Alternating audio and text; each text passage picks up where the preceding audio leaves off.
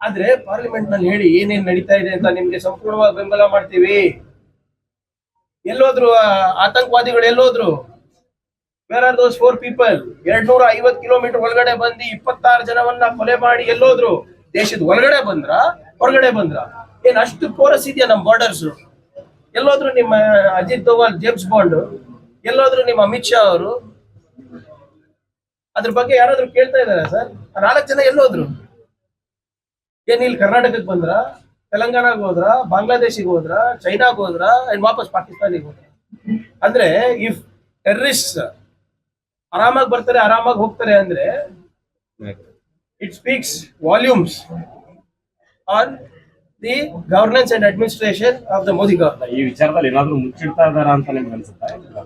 ಈಗ ನನ್ಗಿಂತ ಜಾಸ್ತಿ ಪುಲ್ವಾಮಾದಲ್ಲಿ ಏನಾಯ್ತು ನಿಮ್ಗೆ ಗೊತ್ತಾಗಿದೆ?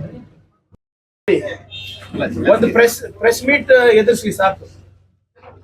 11 ವರ್ಷದಲ್ಲಿ ಒಬ್ಬ ಪ್ರಧಾನಮಂತ್ರಿ ಆಗಿ ಒಂದು ಪ್ರೆಸ್ ಮೀಟ್ ಮಾಡೋದು ಸಾಮರ್ಥ್ಯ ಇಲ್ಲ. छप्पन इंच का सीना, लाल आंख, लव लेटर को लिखना, पाकिस्तान को बंद करना, ಎಲ್ಲ ಬರೇ ಕೆಂಪುಕೋಟೆ ಮೇಲೆ ಭಾಷಣದಲ್ಲಿ, ಮನ್ ಕಿ ಬಾತ್ ನಲ್ಲಿ, ನಿಮ್ಮ ಮಾಧ್ಯಮದಲ್ಲಿ. ಫರ್ಗೆಟ್, ಬಹಳ ಸ್ಪಷ್ಟವಾಗಿ ಹೇಳ್ತಾ ಇದ್ದೀನಿ, forget addressing the parliament. Let the prime minister address a press conference first. ಏನು ಆಗ್ಬೇಕಿತ್ತು ಅಂತೀರಿ ಸರ್ ಈ ವಿಚಾರದಲ್ಲಿ? ಅದೇ ಕೇಳಕ್ಕೆ ಅವ್ರು ಹೇಳ್ಬೇಕು, ನಾನಾ ಪ್ರಧಾನಮಂತ್ರಿ?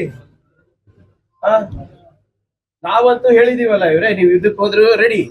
ನೀವೇ ತಾನೇ ಹೇಳಿದ್ದು, ನಾವು ಕರಾಚಿ ಬಾಗಿಲು ಕಟ್ತೀವಿ, ಇಸ್ಲಾಮಾಬಾದ್ ಕಟ್ತೀವಿ, ಅಖಂಡ ಭಾರತ ಕನಸು ನನ್ಸಾಗಕ್ ಪ್ರಾರಂಭ ಆಗಿದೆ ಅಂತ ತಾನೇ ಹೇಳಿದ್ದು. ನಾವು ಹೇಳಿದ್ದು ಯಾಕೆ ನನ್ಸಾಗ್ತಾ ಇಲ್ಲ ಸ್ವಾಮಿ ಅಂತ ಕೇಳ್ತಾರೆ, ಅದಷ್ಟೇ. ನಾವು ಇನ್ನೇನಿದ್ರು ಮಾತುಕತೆ ಇದ್ರು ಬರೀ POK ಬಗ್ಗೆ ಮಾತ್ರ ಅಂತ